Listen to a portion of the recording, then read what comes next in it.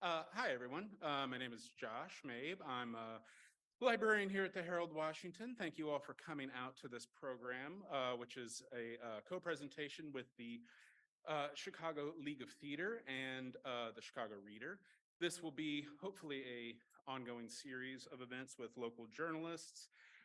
We started this program, or we conceived of this program with Kerry Reid, the theater and dance editor for the Chicago Reader, and she brought folks from the League of Chicago Theater on board. So check out our newspaper collection up on the 5th floor. Check out our Chicago Theater collection up on special collections in the 9th floor. And yeah, I'm going to bring on to talk a little bit about the League of Chicago Theater and Chicago Theater Week, which is upcoming. The executive director of the League of Chicago Theater, Marcela Muñoz. Thank you.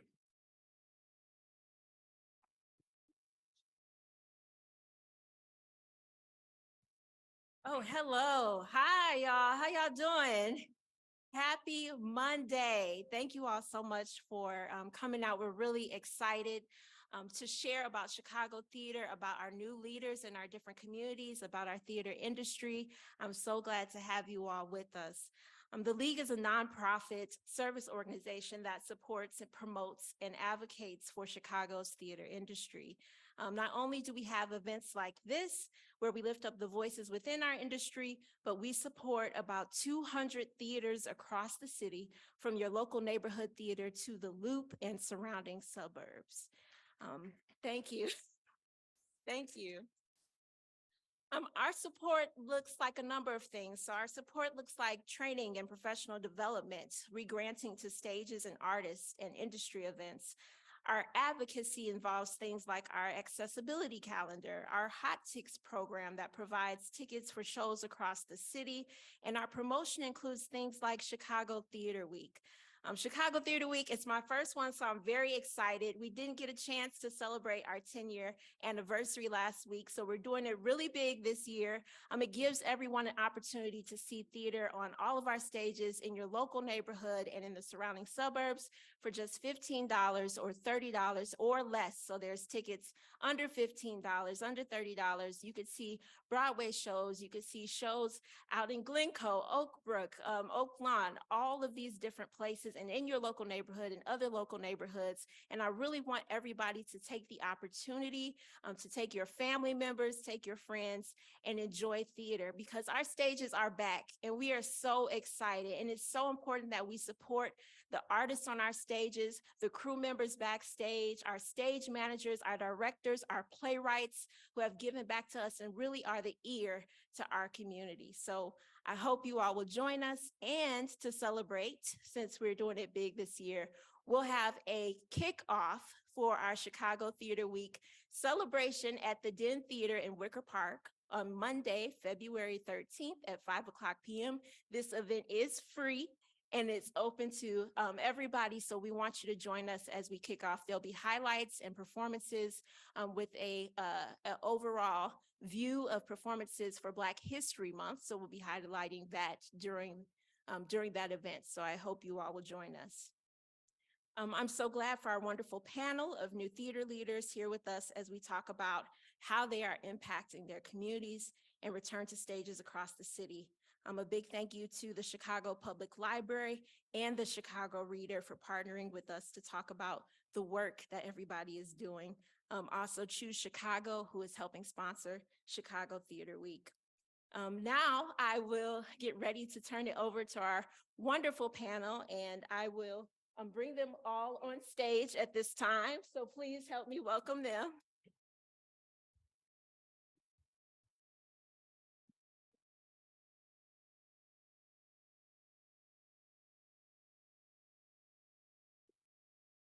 Hello, can you hear us? All right. I'm Kerry Reid, the theater and dance editor for the Chicago Reader. It's wonderful to see you all out here on a sunny Monday afternoon. I did want to introduce our panel. I guess I'll start on this end and work down. Not in order of preference, just in order of how they happen to be. On my far left is Marti Lyons, who is the artistic director of Remy Bumppo Theater. They're getting ready to open their production of Nilo Cruz's Anna in the Tropics as part of Chicago Theater Week. Marcela Muñoz, who is co-artistic director and managing director of Aguijón Theater, the oldest Latino theater company in Chicago, and they will be remounting their production of Cintas de Seda, which is wonderful because I did see it last fall as part of Destinos. I'm not sure what the dates are on that, but for Theater Week, I know. it'll be Yeah, open. Theater Week, February 17th through the 26th for us. Wonderful. And to my right is Mica Cole, the executive director of Timeline Theater. Their new production is Boulevard of Bold Dreams, which has its official press opening on Wednesday. I'll be there, looking forward to it. And on my far left is Grace Dolezal-Ng, who is a freelance theater director and theater maker, and her current production of Radial Gradient with Shattered Globe Theater is currently up at Theater Wit. So I guess what I wanted to start with, since Theater Week is so much about encouraging audiences, encouraging new audiences, encouraging audiences to take in shows at perhaps venues or theaters that they've not been at before, I just wanted to throw it open to all of you. Since we've been back about 18 months, I guess, more or less, with productions, what are you seeing and feeling from audiences? I'm not talking about raw data of who's coming back, who isn't. I mean, the stats are out there if people want to look them up, around various areas of the country. But what is your sense at heart of what audiences have been craving and what role for the community coming back with theater has meant for them? So I don't know whoever wants to jump in on that first. I'll jump in. Marcel. The first show that we had coming back, somewhat back, was actually in 2021 with La Gran Tirana Descarga Dramática. And we weren't quite sure what was going to happen. I'm not going to lie, we were very scared to come back, and we're like, are we going to be the only ones in the theater? And we were very surprised by the audiences. There were so many new folks who had never been to the theater. And what we did get a sense of, it was kind of a coming home. Even if you've never been at the theater, it just felt that we were happy to be in the same space. And you've seen our space, it's pretty small. So, that was another fear, right? We're all in this tight space after having this distance for so long, but it felt like there was a hunger to be back in community. Again, even if you'd never been there before, and really truly wanting to be a part of the production that was there. It also helped that the production, as you know, had live music, and it was a fun show on top of everything else. But we had a similar experience with Cintas de Seda, which is the one that we're bringing back for Chicago Theater Week. That our audience numbers were actually higher than even before the pandemic. And again, it's a sense of participation, of wanting to know what's next, of wanting to be a part of that, of really wanting to be back in community for us in our space. That's great. Anyone else have? Mica, I know you're fairly new at Timeline, but what has your sense been with the shows that have been happening since your return, your happy return to us? Yeah. I've just been, can you all hear me? Okay. I've just been thinking about how, what a profoundly emotional experience it has been to return to the theater. Certainly for me as a practitioner, but I think for audience members as well. We've missed you all, and I know that you all have missed us, and it's been a really profound kind of reunion and reconnection, and not just coming back from the pandemic, but coming back together after 2020 and the murder of George Floyd and the election, and just so much has happened in the world, right?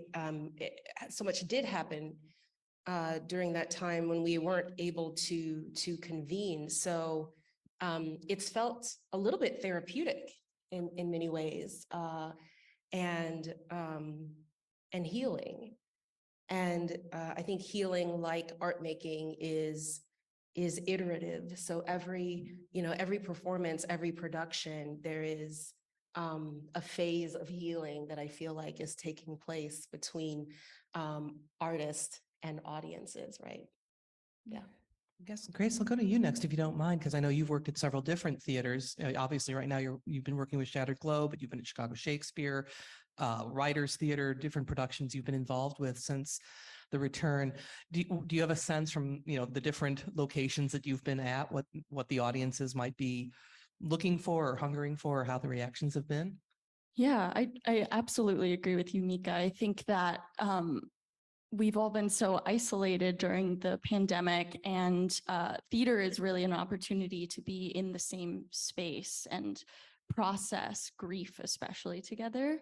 I feel like audiences are craving joy and laughter in these times after so many years of just so much sadness. But there's something very special about the act of sitting together, not being distracted by anything, and experiencing a story in community. And so I think people really are very excited to come back and experience that liveness. And I also think, like, as someone who is very new in the theater industry and graduated right before the pandemic happened, there's a lot of opportunity for new voices to enter the theater industry. And I certainly think, like, my show is very much so about the college experience. And we're finding that although there are many traditional audiences that are enjoying the show, where the audience lies is actually in new demographics, people who didn't traditionally come to the theater before 2020. And because of the paradigm shift within the theater industry, because of the pandemic, we're also able to shift what audience demographics are actually we're able to get butts in seats for. So that is very exciting as well, is how do we tailor to the new generation of not just theater makers, but theater goers, theater seers. And Marti, you took over Remy Bumppo before they were fully coming back from production, right, or to production after the pandemic. You have been a freelance director in many, many places, not just in Chicago, but throughout the US. So as a new artistic director at a theater like Remy Bumppo with long roots and ensemble, all these, different things that we think about with Chicago theater, it was always been a very ensemble driven town. When you're looking at audiences, how does the idea of audience fit in with ensemble? I always think of the audience as being kind of the final piece of the picture, right? The final player to be assembled. What has that been like for you with Remy Bumppo and, assuming the reins there and seeing the company come back? Yeah, I'll say that I think there is a corollary between the artist experience and the audience experience. As we were coming back and practicing again, and we're still coming back, to me, it was like walking out of like a dark room into bright sunlight, where it was like painful and also so celebratory. I think there's mourning and there's also joy in being back in community together. I just agree so much with what was said. And also that it's just incredibly invigorating and energizing, whether it's folks entering our theater or the theater for the first time and getting that profound experience of what it is to be in community with folks you may know, or with strangers, and laugh at the same thing that somebody else laughs at, that no one else is laughing at, but you and that person now suddenly have something in common. That experience, I think, is profound for all of us. I also been thinking about myself as audience member, actually, like what art I'm gravitating towards right now. And I've recognized in myself sometimes a difference between what I think I want and what I actually need. And so I'm thinking about, I'm thinking about The Last of Us, and, this, which is a TV show, of course, not theater, but like kind of thinking I needed a fun show about zombies, but actually like really needing a love story. Like 2 episodes ago, there's a beautiful love story that was full of sort of grief and mourning, but I actually needed this sort of like affirmation of life in a time of strife. And so also thinking about how we as audiences and we as artists both find those moments of joy and celebration, but how art can also be a space where we are processing the thing we are surviving, and how to be able to have all of those experiences together. Marti, sorry I interrupted, but I love that image, because I think that's exactly right. Being in a dark room and going into that light, because you mentioned that pain of that, right? We do think it is all a celebration, but there is pain, not just in what we've lived, but what we're still going through with our audiences and as artists as well. I thought that was beautiful. Thank I you. just keep thinking about the line from Lily Tomlin's, well, Jane Wagner actually wrote it, but The Search for Signs of Intelligent Life in the Universe. And if you haven't seen it, Lily Tomlin's character Trudy, who's kind of a bag lady, as they would have called them back in the 80s, is trying to explain to these aliens what theater is. And earlier she's taken them to an art museum. And I was thinking about this because there are 2 shows about Andy Warhol that are up right now in Chicago as well. And trying to explain the difference between the can of, Campbell's soup and the Andy Warhol painting of Campbell's soup. It's like soup, art, soup, art. And she takes them to a Broadway show and she realizes at the end that they've been looking at the audience through the whole show and watching their reactions. And their line is, the show was soup, the audience was art. And so I think about that an awful lot coming back. And I probably used that anecdote more than I should have in recent months. But you were talking about, especially you, Grace, were talking about finding new voices. You are a newer artist to the Chicago community. I think there were like sort of these twin forces, as you also identified, Mica, the George Floyd protests and the pandemic. And these things kind of came together, I think, in a way that required theaters and theater makers and artists, along with the rest of us, to evaluate just what is it we want to put on stage? What do we want to do with our time? So since all of you are engaged in that now, what are some of these new directions? And we talk about it in the title of this program. But when you think about what voices you want to put out there, what are some of the pathways to encouraging them, and what are some of, and this is a rambling question, that's how I roll. What are some of the resources that would be most useful, from the community, whether it's from media, from funders, to help kind of make that paradigm shift even more successful and more profoundly transformational of the field as a whole? So I don't know who would like to jump in on that, but no, it's a very broad question. Good question. Good question. Can we break it down? Okay, so the first question. Yeah. Well, what is I about guess, who. right. Well, I guess it's more about who do you want to encourage and what sources, what resources do you think would really help make these kinds of shifts happen? Because we all know there's a lot of messages about supporting Black Lives Matter. There's a lot of talk about getting new leadership and the theaters, we're going to do it right now. And in some cases, I think that has happened. Maybe in other cases, not so much. But to really make that promise a reality, what are some of the resources? What are some of the things that we need to look at within the industry to help keep it as to make it sustainable and not just a blip of we brought in one person, or we brought in one show, or we brought in one season to address certain issues. Does that make sense? Does that make more sense?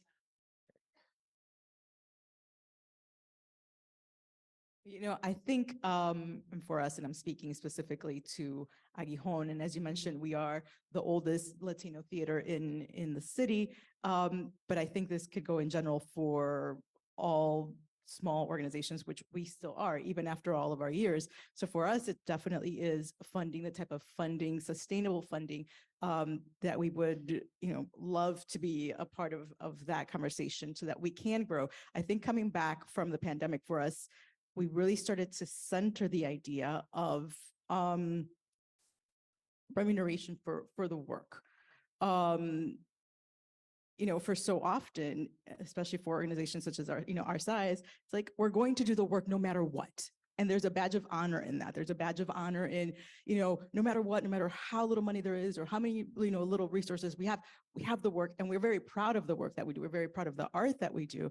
But then how do we also center the fact that there is a need to pay the folks who are making that art, a true wage and not just a symbolic thing. So for us, definitely funding is an issue. And then you also mentioned media, the support of media to get the message out that this is where we are. We are not part of, and we love downtown. We're downtown now, but we're not part of the downtown circuit. We are in Belmont Cragen. So making sure that folks out there know that there are different organizations making work all over the city, not just Aguijón, of course, but all over the city, and the support of that. And I think part of that for us in particular, there is a bit of a struggle with Latino media even, right? And yes, there's staffing issues and everything else, but really having them focus on the cultural aspect of covering those cultural events. I wonder if we can get kind of more explicit about the thing that we're trying to sustain. And I think part of what I hear in your question, Kerry, is this kind of acknowledgement that the last couple of years has brought about some pretty significant shifts in terms of who's leading our institutions, what voices Yeah, absolutely. are prominent in the art making. And I think it's important to note that the voices that exist have always been a part of the fabric of Chicago theater. And the shift that we're seeing is the making space for those voices to exist in some of our more prominent institutions. But we have to change how we think about prominent institutions, right? Or lead institutions. This city is so incredibly rich. You know, I was on the West Coast at a large regional theater, but kind of in the middle of nowhere for 8 years. And coming back home, I'm so deeply honored to be back in the diversity of the Chicago theater ecology. So what we're trying to sustain is a leveling of the playing field, right? A more equitable conversation about theater in this city. And I think about what the audience's role might be in sustaining that. Of course, we need more funding, right? And we need the press to be to ask different questions, right? And to be more expansive in terms of what is being covered. And we need the funders to put money behind their stated commitment to supporting organizations that are facilitating and leading in terms of cultural change. But in terms of the audience, you know, I think part of the experience we want the audience to help create is this idea that that all of Chicago theater really is for everyone. And I'd love to see audiences go to those plays that not just, you know, the shows that they think that they want to see, right? But the shows that might make them uncomfortable or seem a little weird or totally outside of their comfort zone. Because the magic that happens in the room when the most unlikely people are sort of thrown together, right? To watch the same story from such varied perspectives, if we can sustain that kind of shift in Chicago theater, right? Then I think that creates a foundation for sustaining that change within our institutions. Does that make sense? It does. I was recently at the Region 3 competition for the Kennedy Center American College Theater Festival. Ike Holter was our keynote speaker, which was great. And I'm paraphrasing him because, you know, I cannot possibly begin to get to Ike's level of eloquence, but he was talking about precisely that this is not the time to play it safe. This is not the time to do the tried and true, that if you really want to keep it going, and we've heard this many times over the years, but it does to me feel like it is even more important now that we absolutely make sure that this is all available, and I think availability and sustainability, as you just mentioned, Marcela, also means paying people. You know, that is something else that I think has been a big part of the conversation, or being more foregrounded in the conversation in recent years. And also just making the accessibility of theater something that people think about as an option. So it's, you know, it's hard to get people to break away from streaming, you know, to come back. But I think if you're offering a full experience that involves them, and what I'm getting to finally with this is there's been such an expansion, I would say, just even in the last 10 years that I've noticed, of community engagement, more audience engagement. This might be more of a question for you, Mica, for people who are actually, you know, taking over the reins at theaters now. But how do you see that component? It always feels to me as if the audience engagement programs are like a parallel season of sorts. Is this something that that you're looking to expand and bring more people into the conversations that way? Yeah, I mean, this question of capacity and resources and the deployment of resources is really tricky. It's really tricky because you need more time, more people, more resources to grow, but you need the growth in order to, in some cases, make the cases for those resources. So for some reason, I think a lot about the restaurant industry or the indie bookstores. Like, what are the places that a community or a neighborhood says, I can't stand for you not to be here. And so even at a time where you're doing takeout and it's just the soup you served once a week, I'm going to show up. And we're not, we're past that point, I think, now in the pandemic, but I do think that this question of, I think there's institutional accountability and certainly and in terms of engagement and there are many things you try and some things succeed and some things fail. But I also think that I've been very moved also by board members and donors and audience members and supporters who just show up.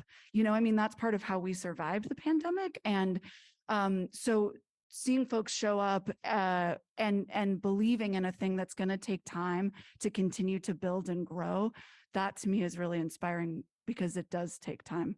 Yeah. I guess I was thinking about the audience engagement, 'cause correct me if I'm wrong, Mica, but I think that plans for the new timeline that is going to be going up in Uptown include more community space. Is that correct? That's right. Yeah. Yeah. And I think, there's so much rhetoric, right? Audience development, audience engagement, community engagement.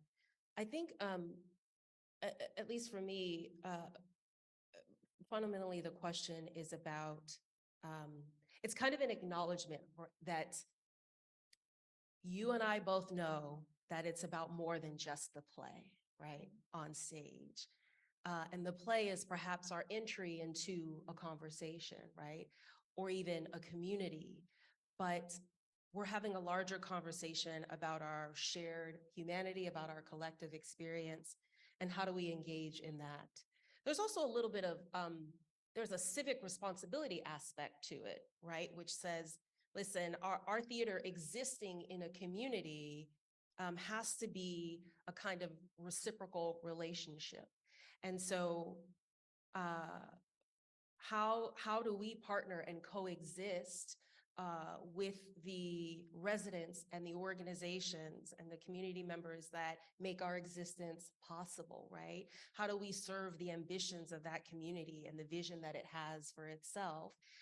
And how do we really partner as opposed to just kind of exist and take for granted the resources that exist around us? So I think there are multiple kind of drivers behind the importance of that work.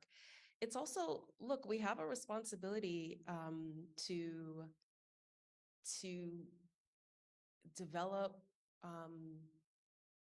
audiences that don't traditionally feel welcome in our spaces. And we have to ask why they don't feel welcome in our spaces, and we have to work rigorously to address those barriers, right? And make sure that our spaces are accessible, right? And so sometimes the community engagement can be an extension of that. And as we think about moving into the incredibly rich and diverse and vibrant neighborhood that is Uptown, we're thinking about how we do that in a way that feels responsible, right? And lives up to that civic responsibility.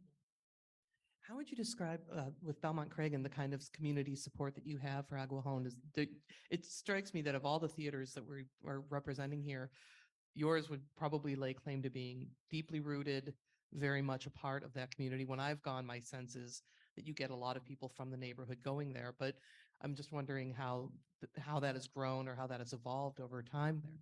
Yeah, that is the work that we are dedicated to, and we really believe it's so important to remain in Belmont Craig, right? We do all of our work in Spanish with super titles and the whole thing, but that is our mission, right? In a community that is about, I think the last time I looked at the numbers, it was like 80% of the households spoke Spanish, whether it was their first language or not.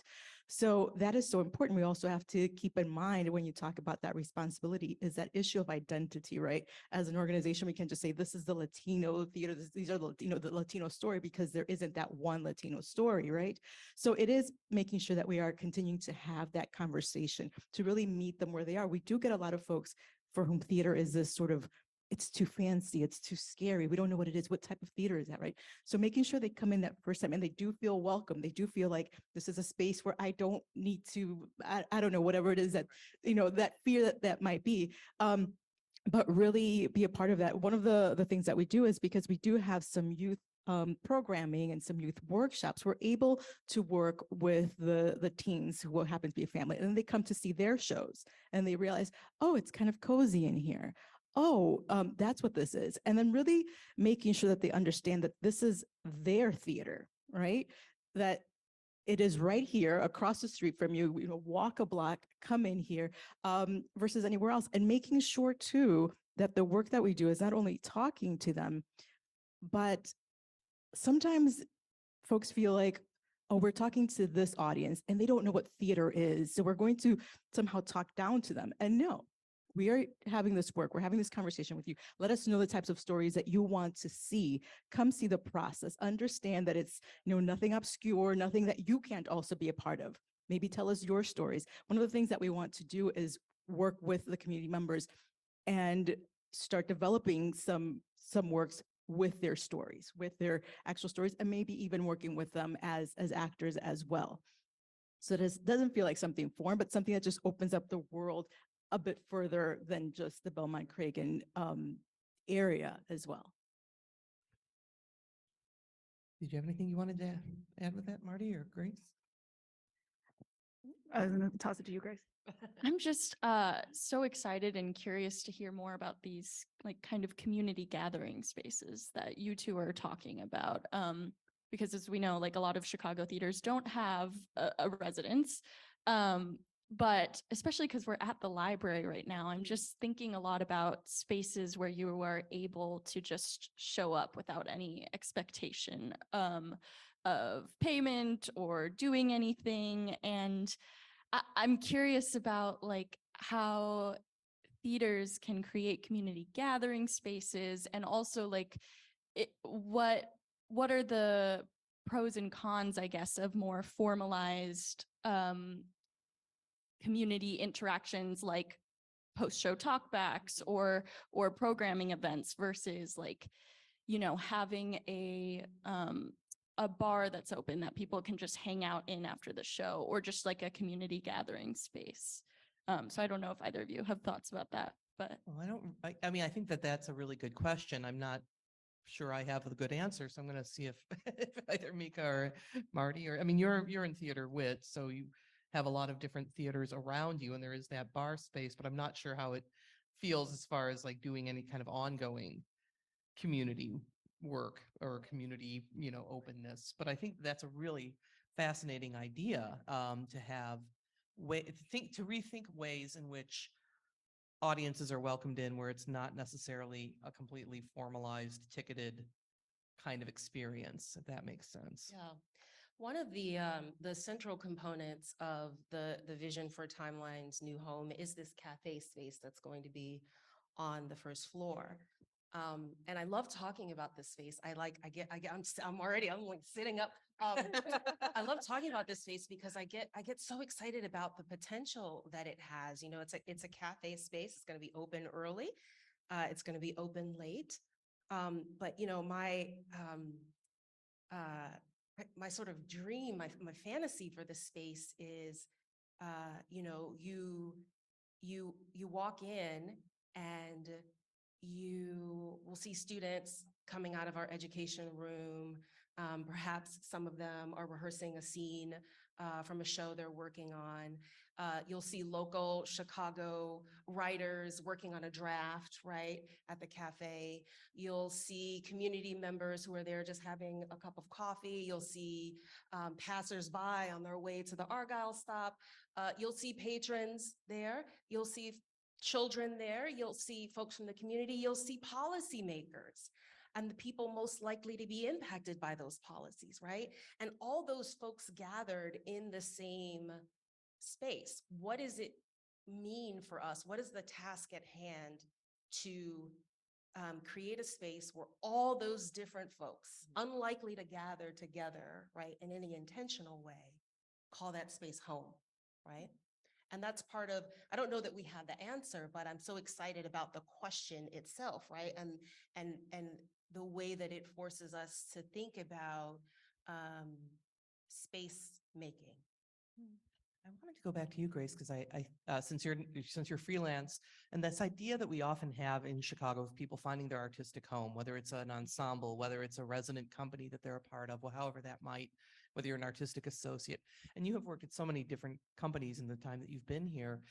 And for you, or for people who are in sort of similar, artistic paths right now that you're in, what does that mean, an artistic home or engagement with a company? And how do you build an awareness of the work that you're doing when you're not necessarily, in one place for most of the time that work is happening? I guess what I'm really asking is, what are your peers looking for, your artistic peers, and what would encourage, and what do they think audiences would be drawn to see as they move from theater to theater? Do you have a sense of that?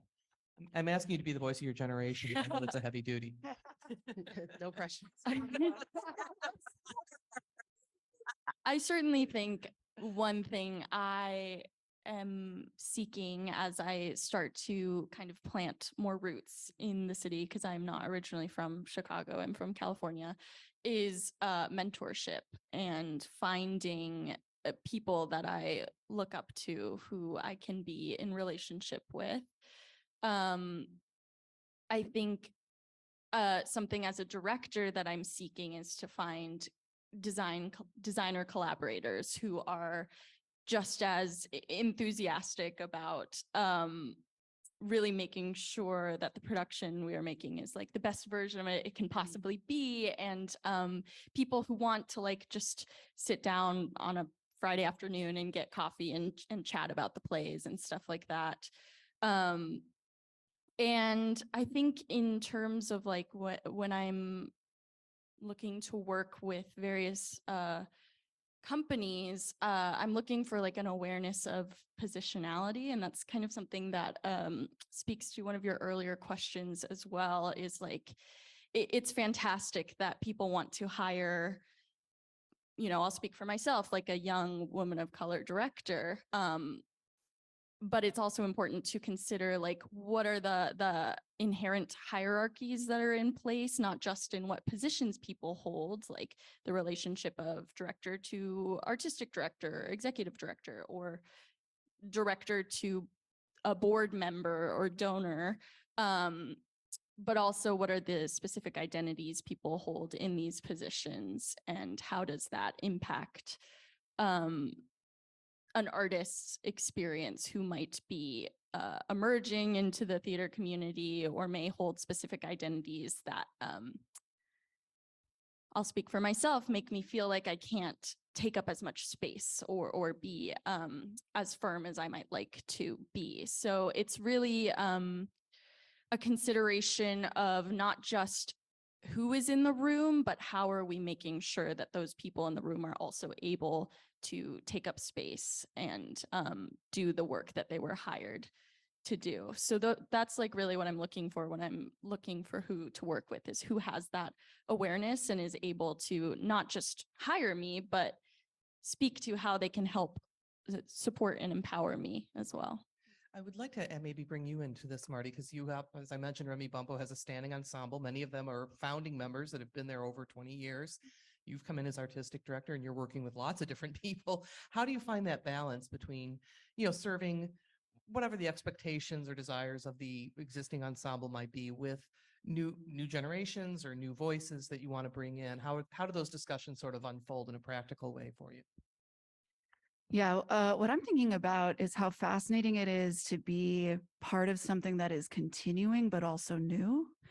And there's a lot of excitement at Remy Bumppo in the company and with the artists that we are working with, some of whom we've known, some of whom we didn't know in these last 18 months, and how invigorating that is.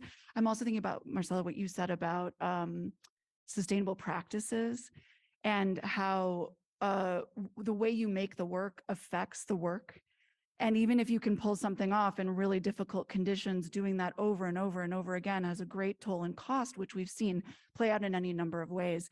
So the investment in how the work is made and how those rooms are not just, Grace, you said so beautifully, not just hired, but also how those rooms are set up to succeed, how artists are set up to succeed. That's something we are working very hard at, and also just really energized to be in conversation about, because you see, you know, because it's the right thing to do, but also because you see the results, right?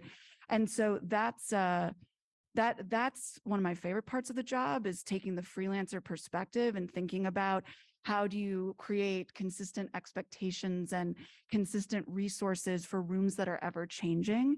That to me is one of the coolest parts about being an artist leader, is trying to tackle that puzzle. And I think that also, again, I do think that's really, for us, that's been very energizing for us as an organization to think about. I also wanted to circle back something to you that you said, Mica, which is like this idea of conversation, because I think when we talk about engagement and connectivity, I mean, you're just so right. It can mean so many things. And a conversation means you listen, right? It's not a lecture. You also listen for what's coming back. And so that's a responsibility as an organization and as a leader, is to take that listening from all of the different folks who are part of the community and integrate that into how you continue to build and how you continue to make. But I think as that conversation builds, you can feel the energy building around it. And I do feel really exciting energy at my theater right now, and also in the community, where, you know, we know some of the challenges. We probably don't know other challenges that also exist. But also to find those opportunities and say, great, this is an opportunity to change. And so how do we build excitement around that? And that, for us, I would say it's really starting to happen.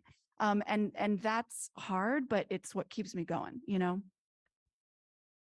I think one of the things that I've most noticed as a journalist is how much more people are being vocal about the good and the bad about what they've experienced at theaters. And we don't need to go chapter and verse on all the different things that have happened at various theaters here and elsewhere. But I think in a way, it's a healthy reaction to the idea that, particularly, let's talk about remuneration or work conditions.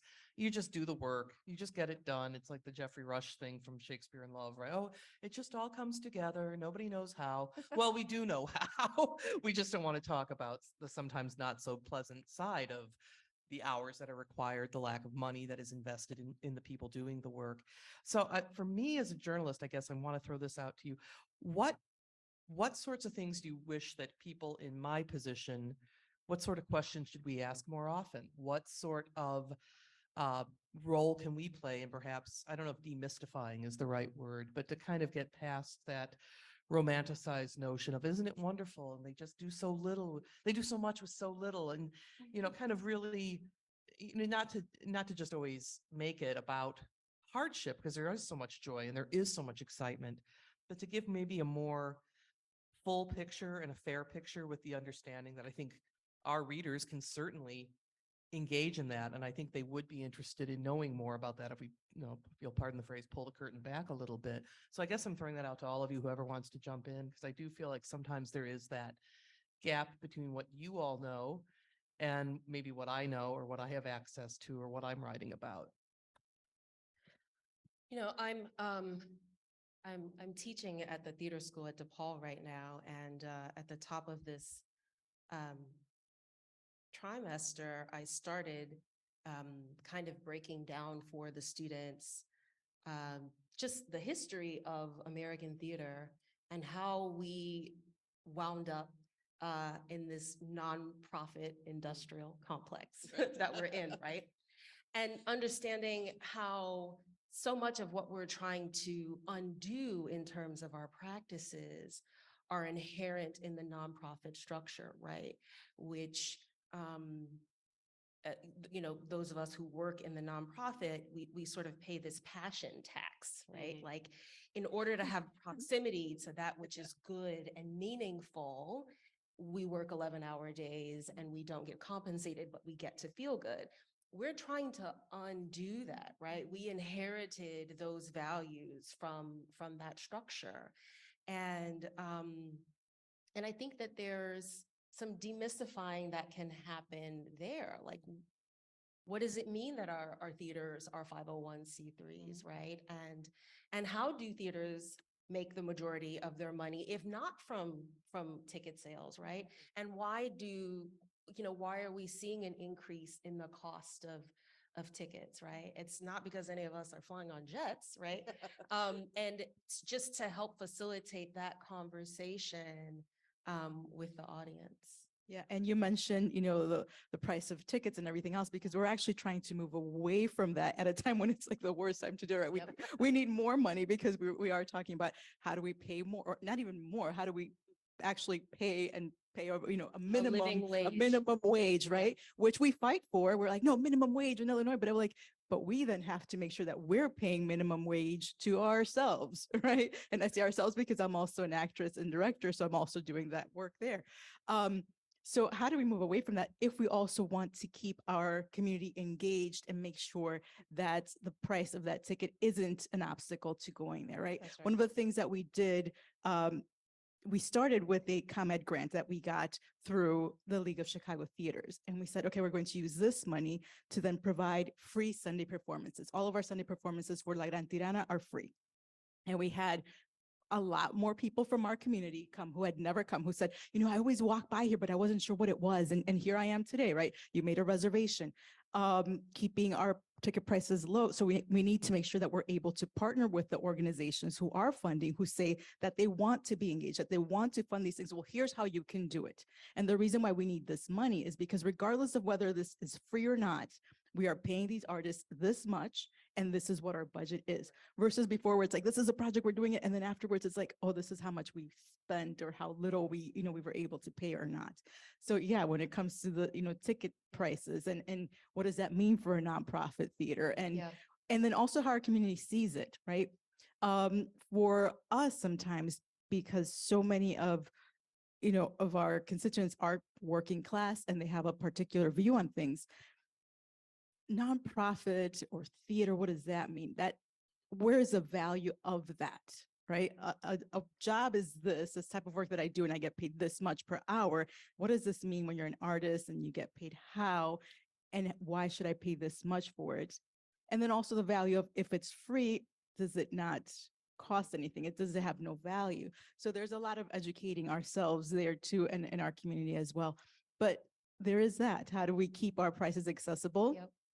While at the same time making sure that the funders understand that we still need to increase our budget in this way. And Kerry, maybe another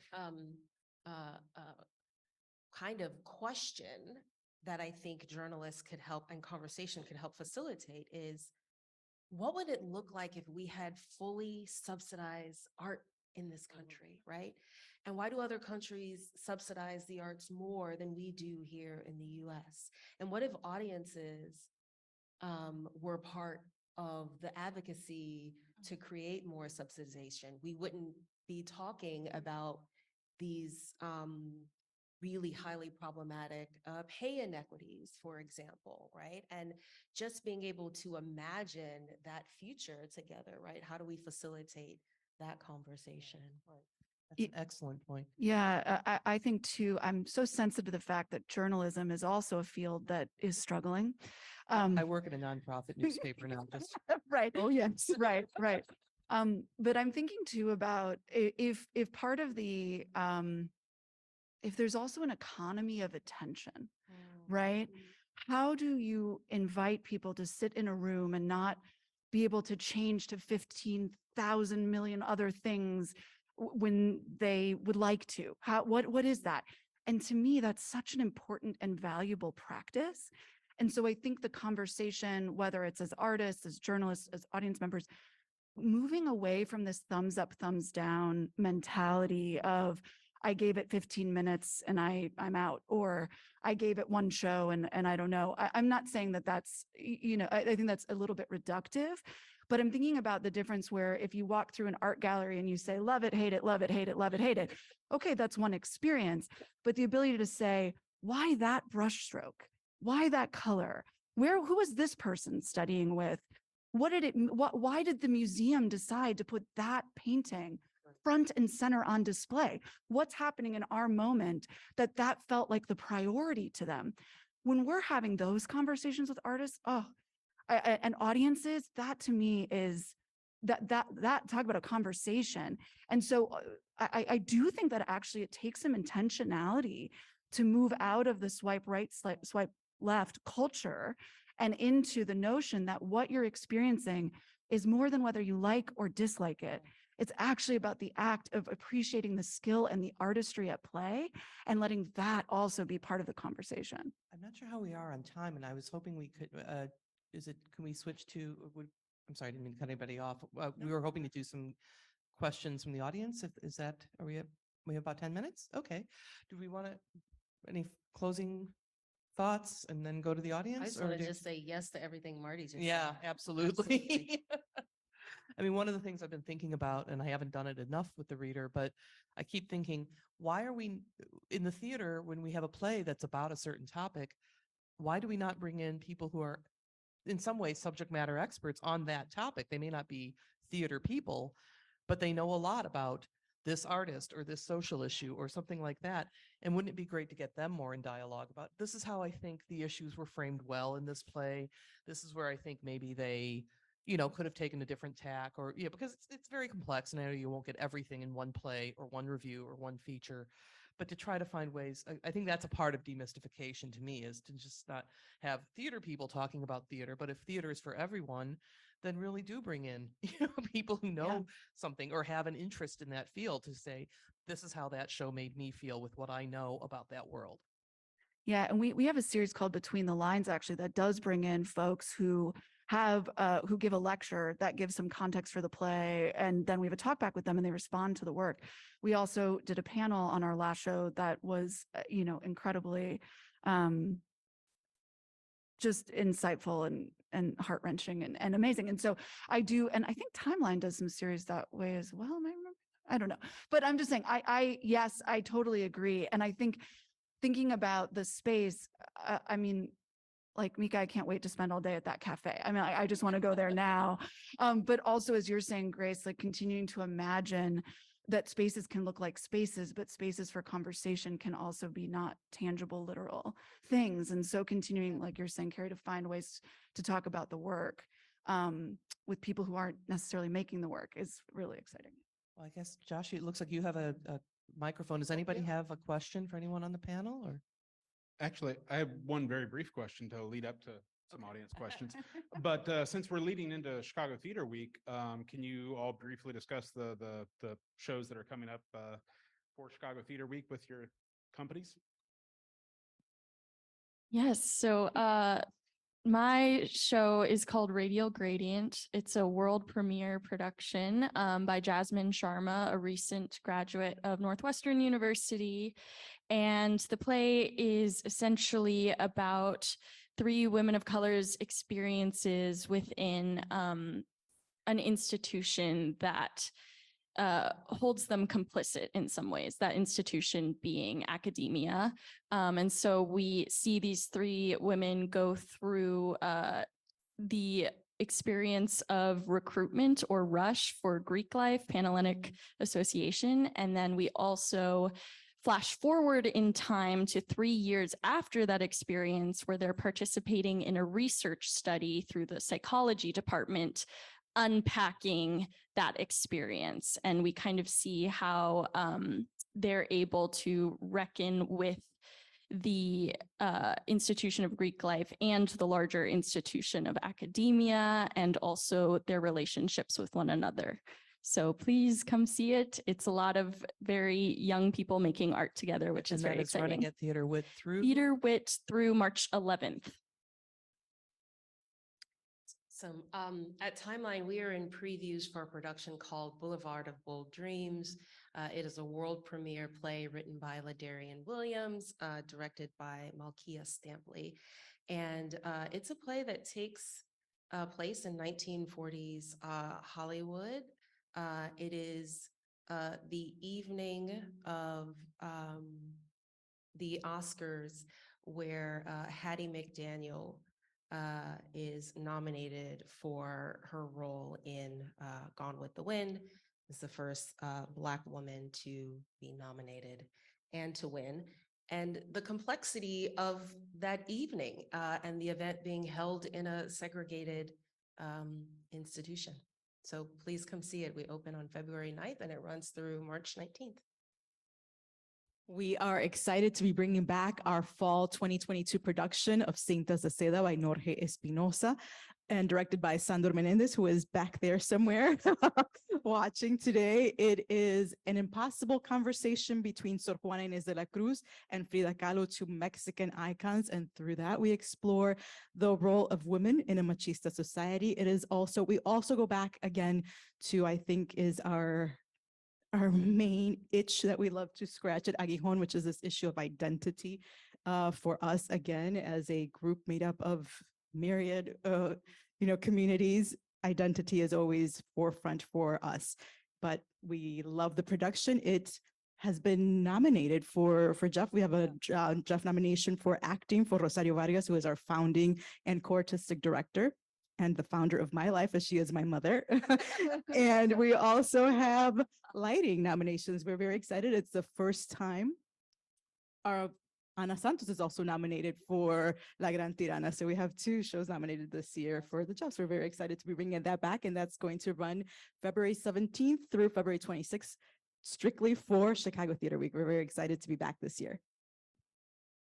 We go into previews for Anna in the Tropics this Wednesday, and we run through mid-March. Anna in the Tropics is Nilo Cruz's Pulitzer Prize winning play. It takes place in a cigar factory in the early 1900s.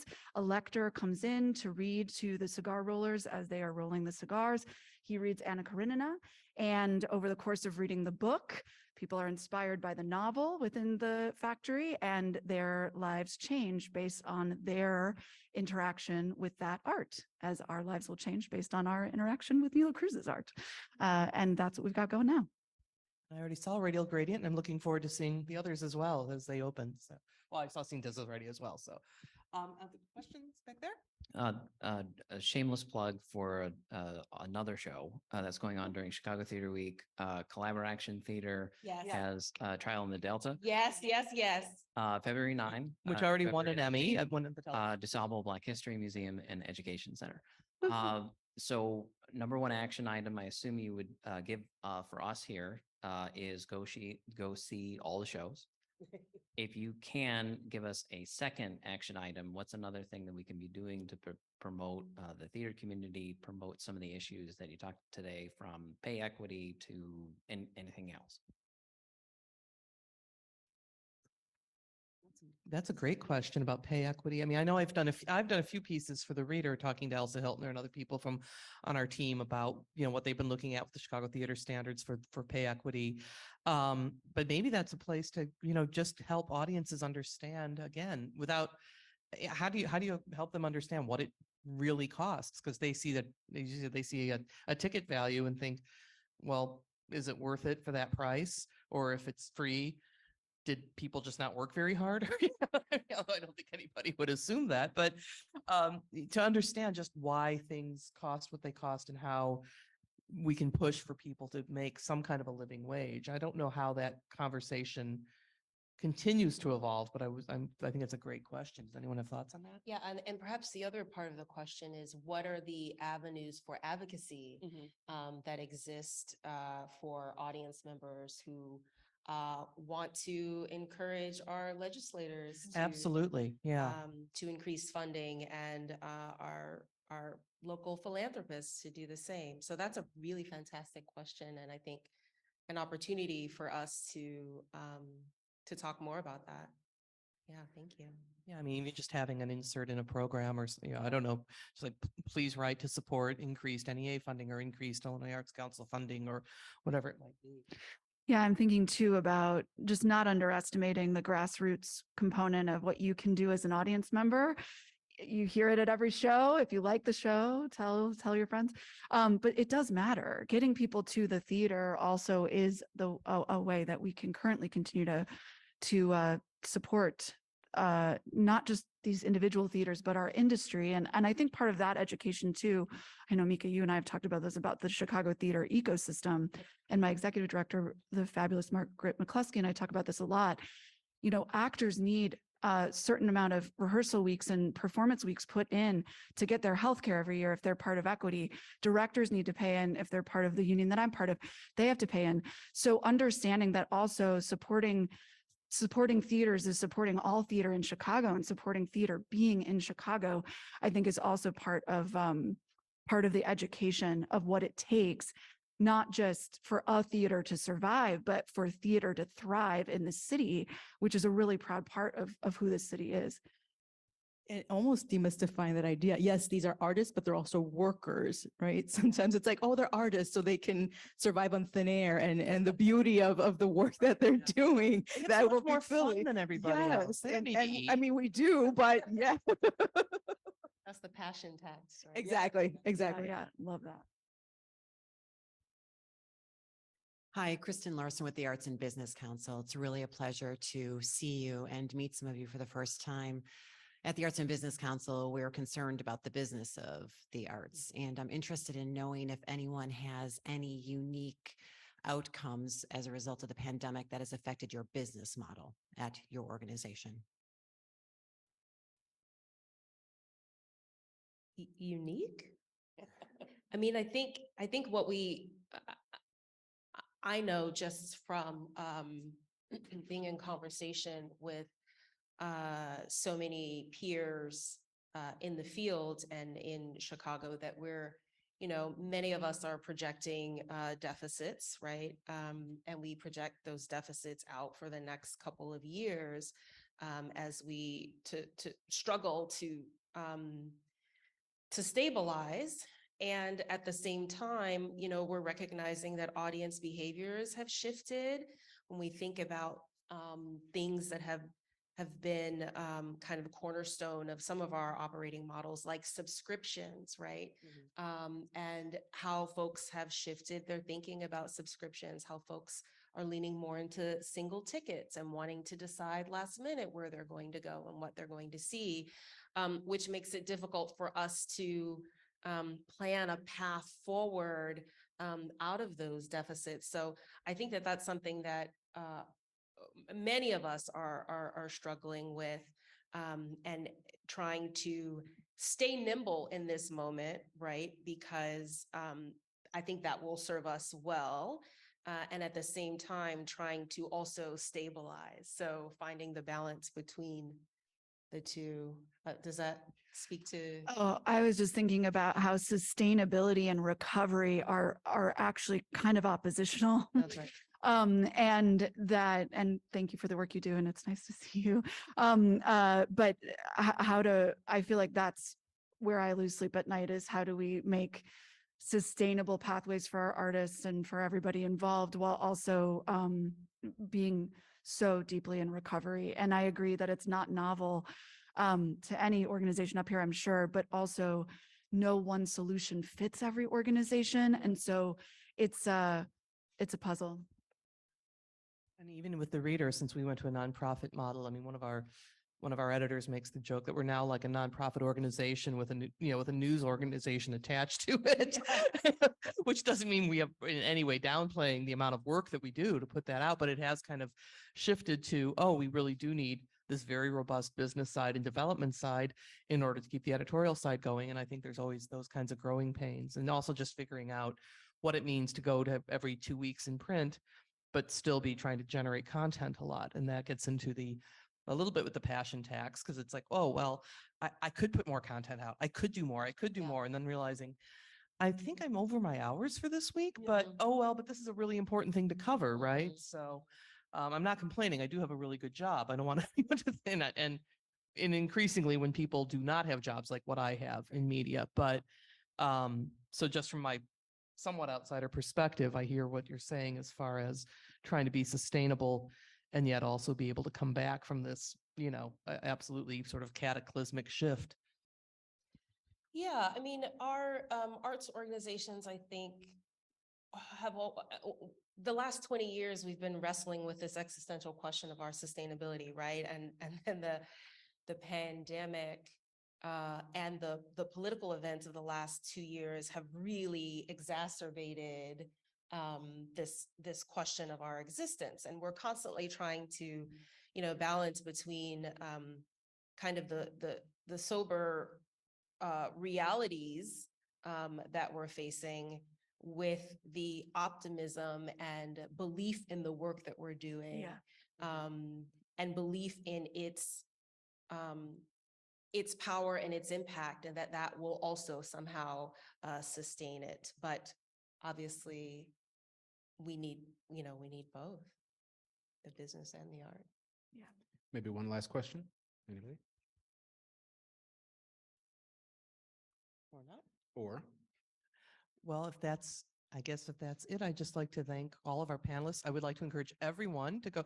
Is chicagoplays.com also the best place to go to find out about League of Chicago Theater's Theater Week, Chicago Theater Week, or Choose Chicago? I You guess go either. to chicagotheaterweek.com and please check out chicagoplays.com for all of the theater around Chicago. And we always have a lot of new reviews every week in the Reader, so you can go to chicagoreader.com to read what our critics have to say about what's happening. And then yell at them if you disagree. No, don't do that.